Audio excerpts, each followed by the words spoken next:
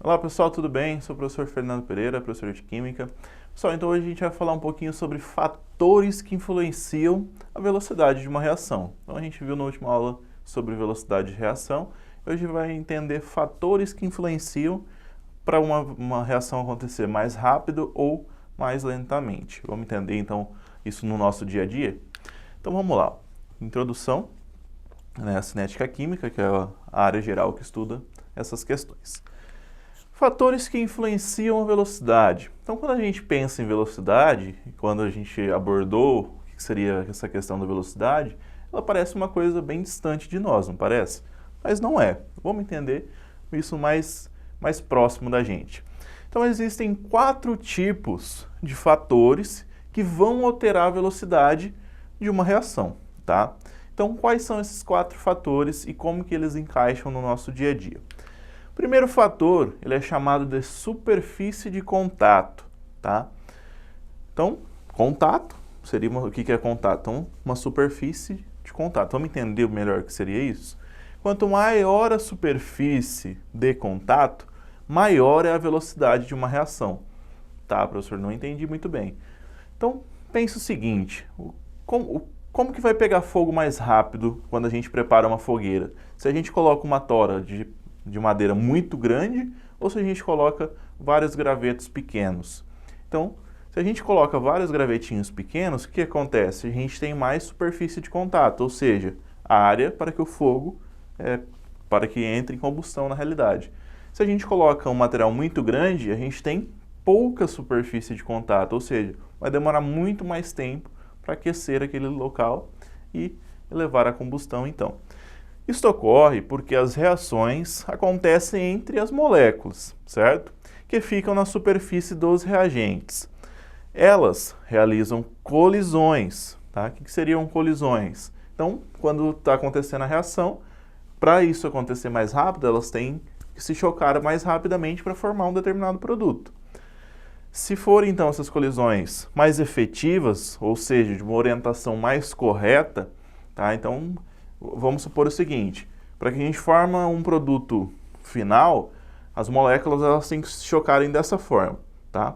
Se as moléculas se chocam de outras formas, isso demora mais tempo, tá? Então, se aumenta a quantidade de vezes que elas se chocam, a quantidade de formação de produto vai ser maior consequentemente.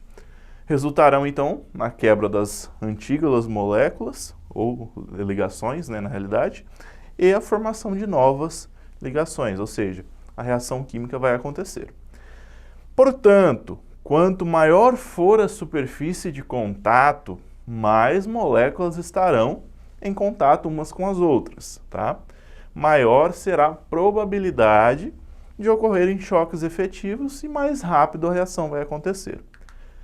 Um exemplo que confirma isso, que você pode até fazer em casa, é o seguinte. Se a gente pegar um comprimido efervescente, mas o que é isso? Pega, por exemplo, aquelas pastilhas de heno,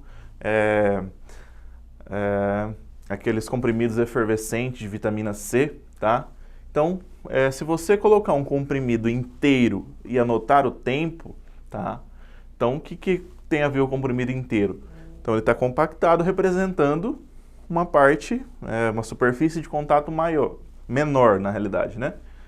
E se a gente tem um comprimido triturado, então se você quebrar esse comprimido triturado e coloca ambos, né, ao mesmo tempo ou coloca cada um e anota o tempo, você vai ver que quanto maior a superfície de contato, ou seja, quanto mais pedacinhos você tiver, então mais rápido a reação vai acontecer.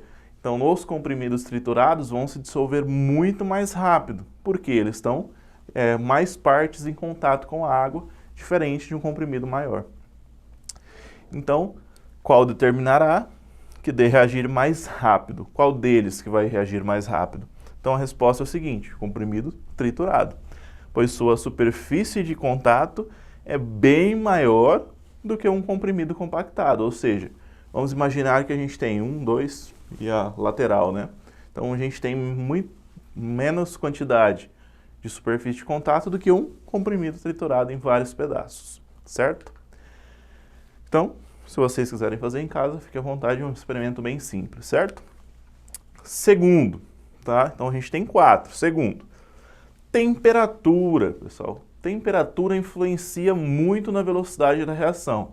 Professor, até agora eu não entendi muito bem essa questão da velocidade. Vamos entender com o alimento, então? Antes da gente falar ali, vamos ser bem simples. Quando a gente quer preparar um alimento mais rápido, o que a gente faz quando ele está na panela? A gente aumenta o fogo, certo? E se a gente quer que um alimento não estrague, o que a gente faz? Coloca ele na geladeira. Então, a temperatura influencia nessa questão da reação. Ou seja, uma reação de decomposição quando ele está na geladeira, ou seja, diminui o tempo da decomposição, e a preparação do alimento, se a gente quisesse que for mais rápido, a gente só aumentar o fogo. Então, quanto maior a temperatura, maior será a velocidade da reação. E quanto menor a temperatura, mais devagar a reação acontece. Isso acontece porque, com o aumento da temperatura, a energia cinética das moléculas, elas vão, consequentemente, vão aumentar. Ou seja, elas se movimentam muito mais rápido, né? Em uma velocidade muito maior. Isso aumenta a quantidade. Lembra da questão do choque desses efetivos? Isso aumenta a quantidade de choques. Isso, consequentemente, vai formar produtos mais rápido, certo? Além disso, pessoal, como a energia das moléculas aumenta, isso propicia para quê? Que elas tenham a energia suficiente para reagir. Essa energia suficiente, ela é chamada então de energia de ativação, ou seja, é necessário um determinado momento para que aquela reação comece a deslanchar. Isso é chamado de energia de ativação, certo? Por exemplo, quando ocorre um incêndio, tá? Vamos pensar numa outra parte prática. Quando ocorre um incêndio, tá? Em uma floresta, por exemplo, que é um meio onde a perca de calor é muito pequena, ou seja, só está aumentando as chamas e aquele local está muito quente, certo? A reação libera muito calor para o meio, então aquele local ali vai ficar muito quente. Com isso, a temperatura do ambiente, ou seja, em volta, também aumenta. Isso faz com que a reação de combustão ocorra ainda mais rápido. Por isso que é difícil conter a questão desses incêndios em floresta. Porque o que acontece? Aquele meio está tão quente, que praticamente instantâneo acontece uma reação de combustão. Pelo meio está tão quente que isso propicia aquela reação praticamente instantânea, né? A panela de pressão, pessoal, também é usada com essa finalidade. Como assim com essa finalidade? Pois o aumento da pressão ambiente, né, dentro da panela de pressão, aumenta o quê? A temperatura. Se esse líquido entra em ebulição, consequentemente, mais rápido é o cozimento de um determinado alimento. Então, ali dentro faz com que aquele líquido que a gente coloca, por exemplo, água, né, o tempero ali, ele vai entrar em ebulição e aquilo vai gerar uma temperatura maior do que se tivesse aberto. E isso faz com que cozinhe, por exemplo, o alimento muito mais rápido, né?